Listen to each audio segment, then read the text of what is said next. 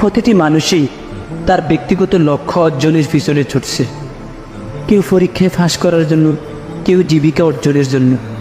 এই বিরামহীন ছুটাছুটির গড়ে মানুষের যেন এটা ভাবারই সময় নেই সে কোথা থেকে এসেছিল, কি তার এই বেঁচে থাকার উদ্দেশ্য, আর সে কোথায় যাচ্ছে।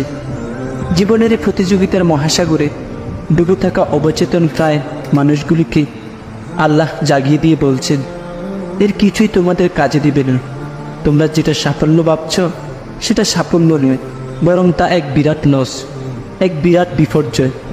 সাফল্যের একটা সংজ্ঞা দিয়েছেন আল্লাহ কোরআনে। সূরা আল ইমরানের মধ্যে আছে, প্রতিটি মানুষই তার ব্যক্তিগত লক্ষ্য অর্জনের পিছনে ছুটছে। কেউ পরীক্ষায় ফাঁস করার জন্য, কেউ জীবিকা অর্জনের জন্য। এই বিরামহীন ছুটাছুটির গড়ে মানুষের যেন এটা ভাবারই সময় নেই সে কোথা থেকে এসেছিল, কি তার এই বেঁচে থাকার উদ্দেশ্য, আর সে কোথায় যাচ্ছে। জীবনের এই প্রতিযোগিতার মহাসাগরে ডুবে থাকা অবচেতন প্রায় মানুষগুলিকে আল্লাহ জাগিয়ে দিয়ে বলছেন, এর কিছুই তোমাদের কাজে দিবে না। তোমরা যেটা সাফল্য ভাবছ সেটা সাফল্য নয়, বরং তা এক বিরাট লস, এক বিরাট বিপর্যয়। সাফল্যের একটা সংজ্ঞা দিয়েছেন আল্লাহ কোরআনে।